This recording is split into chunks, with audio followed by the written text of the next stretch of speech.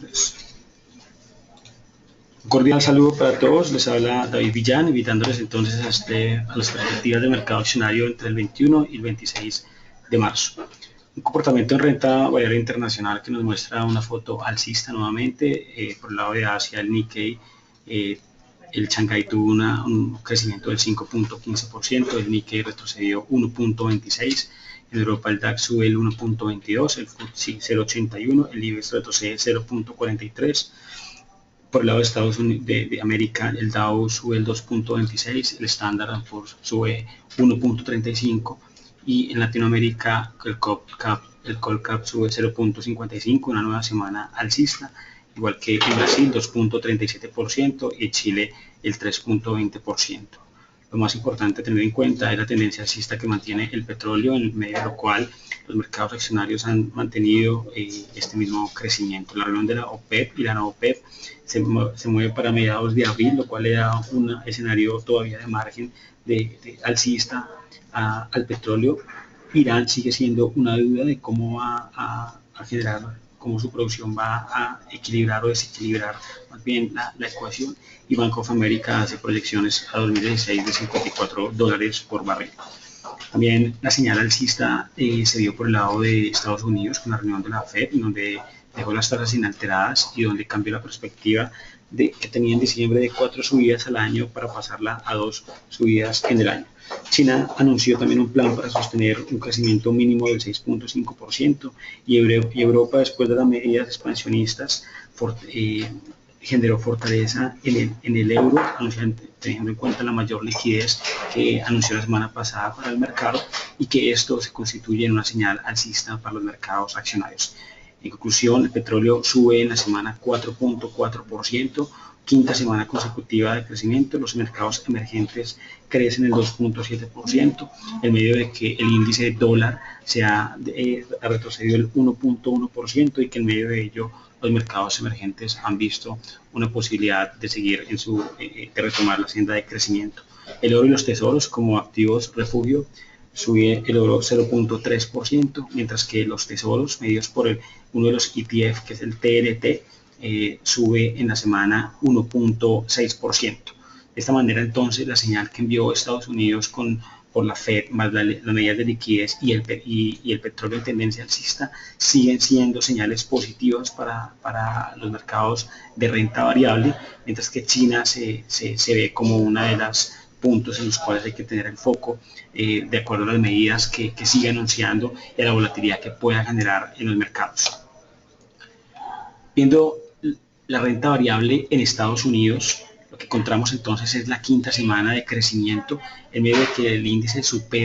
el Standard & Poor's supera los 2.040 puntos, un nivel importante. Entre los 2020 y los 2040 estimábamos una resistencia importante. Cerramos en 2049 en la semana, quinta semana alcista, y ahora los objetivos están en 2060 y 2090. Consideramos la llegada a estos niveles de 2060 a 2090 pueden generar retrocesos, teniendo en cuenta que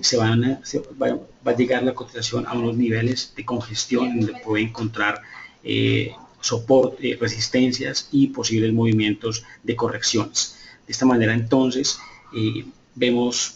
estaremos siguiendo la semana a nivel de datos macroeconómicos. El martes, datos de PMI, el miércoles, datos de inventarios de petróleo, el jueves, datos también de manufactura en términos de servicios, y el viernes un dato muy importante a nivel del PIB anualizado para el cuarto trimestre.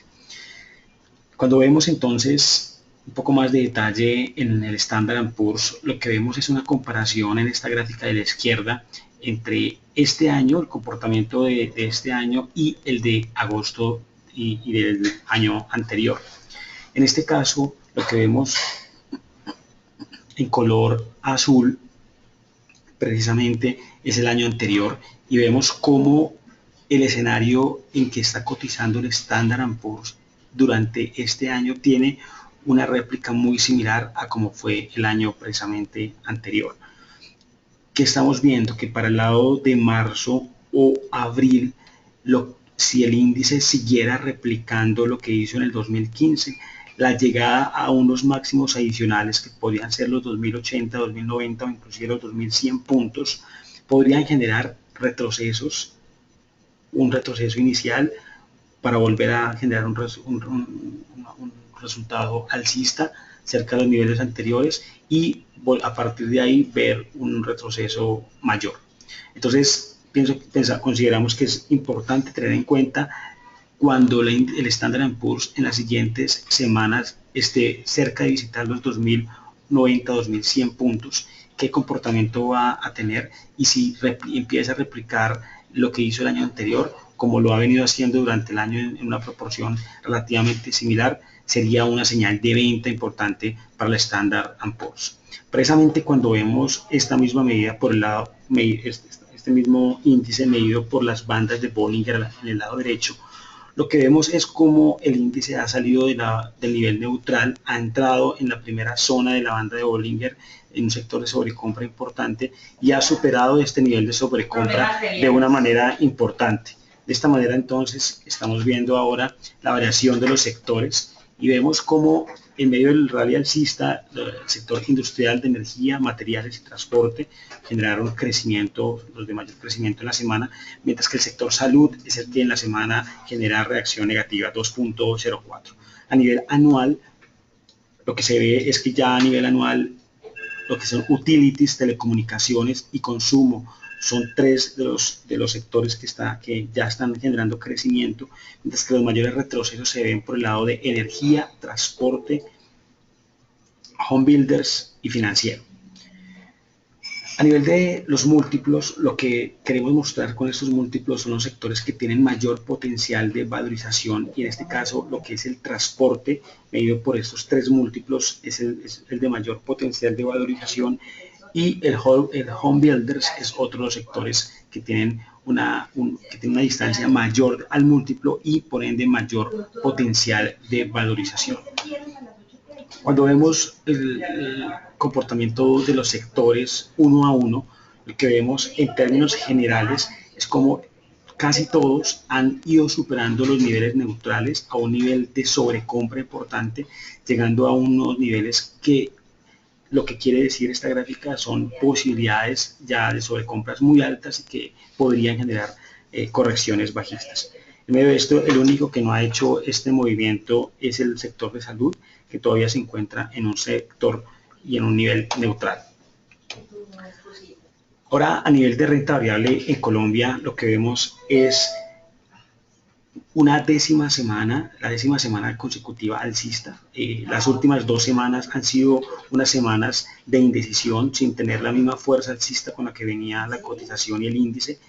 Sobre todo esta semana que acaba de pasar empezamos a ver unos retrocesos que al final de la semana fueron revertidos y que terminan generando un crecimiento en el Colcap. Lo que estamos viendo entonces es un agotamiento de la señal alcista, pero todavía no vemos un reflejo de una señal de venta clara, lo cual nos da perspectivas de que podemos ver en la semana unos niveles objetivo entre los 1.310 a los 1.320 puntos. También tenemos en cuenta que el soporte estimado es el 1.270 puntos. El rango de variación semanal precisamente estuvo encabezado por Grupo Argos, que sube en la semana 12.97%, Cementos Argos el 6%, Grupo Argos el 4%,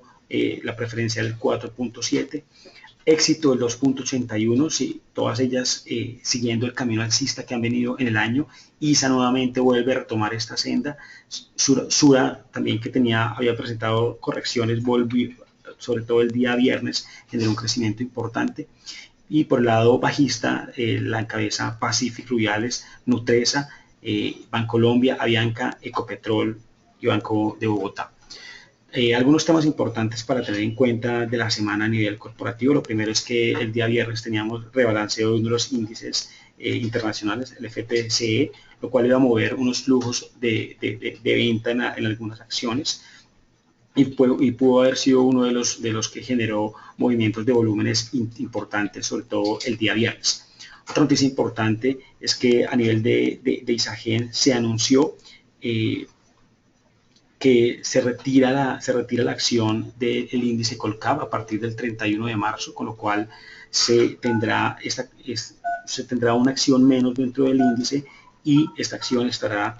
hasta el próximo rebalanceo, que sería hasta, este índice estaría así hasta el próximo rebalanceo, que sería el próximo 1 de mayo. A nivel de otra noticia importante es la actualización de reservas que hizo Canacol, en donde anunció que sus reservas en el año se incrementan el 110%. También Pacific encabezó las noticias de la semana, donde las posibilidades de adquisición de Pacific volvieron a hacer noticia, sobre todo a final de la semana, y donde el presidente sigue anunciando y la compañía sigue anunciando que está en busca de reestructuración de su deuda. Esto generó varias posiciones, sobre todo una perspectiva negativa, teniendo en cuenta que también se está estimando que parte de las posibilidades están en vender la deuda y cambiarla por equity o por parte patrimonial. Otra de las noticias para finalizar importantes de la semana es que la empresa de energía de Bogotá recibió la aprobación para hacer la venta de acciones de Isagen, y que esto se traduciría para la compañía en estrategias de reducir deuda, número uno, y de continuar con su plan de expansión. Nuevamente una semana alcista, 0.55%, un índice que ha venido ya no teniendo la misma fuerza que la que venía anteriormente, pero que todavía no genera señales de venta importantes, así que consideramos todavía habrán momentos de entrada para algunas de las acciones. A nivel para terminar el tema de la semana, tenemos un comportamiento de los sectores del Colcap. En este caso, primero vemos un comportamiento del Colcap versus el sector consumo. Tenemos en color negro al Colcap y en naranja al Éxito y en color amarillo a Nutresa. Y lo que vemos es que en las últimas semanas, en los últimos días, la acción de El Éxito ha tenido un comportamiento mejor que el Colcap, y la acción de Nutresa ha generado retrocesos por debajo mayores a los que ha podido en algún momento tener el Colcap. Entonces, mientras habían empezado una senda de crecimiento muy similar, en los últimos días Éxito ha tenido un crecimiento mayor y Nutresa ha evidenciado crecimiento dentro de este sector. Dentro del sector de infraestructura, lo que vemos es que el comportamiento positivo por encima del Colcap se resalta por el lado de Semargos y de Grupo Argos, donde han venido muy correlacionadas con el índice y que en los últimos días han generado crecimientos por encima del crecimiento que ha tenido el Colcap. Mientras que Cemex Latam Holdings, que había estado en un movimiento muy bajista en relación al Colcap, se ha ido estabilizando y ha estado cotizando de una manera muy similar en los últimos días a cómo está haciéndolo el mercado accionario en general. Hablando un poco del sector energético, lo que vemos entonces es que el comportamiento positivo se ve por el lado de Celsia, donde los rendimientos han sido superiores durante todo el año al Colcap, en donde también las acciones de ISA y Isagen empezaron siendo más positivas que el Colcap, pero que en los últimos días se han ido estabilizando cerca a la cotización que ha tenido el mercado accionario. Y la parte negativa ha estado por el lado de la empresa de energía de Bogotá, que a pesar de que ha subido, porque empezando en un valor 100 está en un 104.65, su crecimiento no ha sido en la misma proporción que lo ha realizado el índice Colcap. Ahora, mirando el sector financiero, vemos que el comportamiento positivo está por el lado de Bancolombia y por el lado de la vivienda, en donde sus comportamientos han estado por encima del rendimiento del mercado accionario, mientras que el comportamiento negativo o menos favorable que el Colcap ha estado por el lado de Aval, que todavía no iguala el comportamiento del Colcap, estando correlacionado, pero en una percepción de menor rendimiento que el que ha tenido el mercado accionario en general, y la que más ha tenido retroceso ha sido la acción del Banco de Bogotá, que ha tenido un comportamiento muy por debajo del rendimiento que ha tenido el mercado accionario local.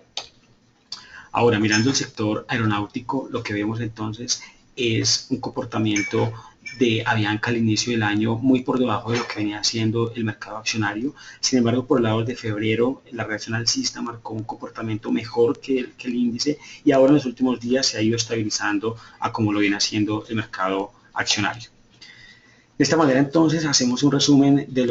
comportamiento de los sectores y estamos finalizando esta presentación. Agradecemos a todos estar en este video. Nuestros contactos están acá, pueden escribirnos y estaremos atentos a cualquier comentario. Muchas gracias a todos.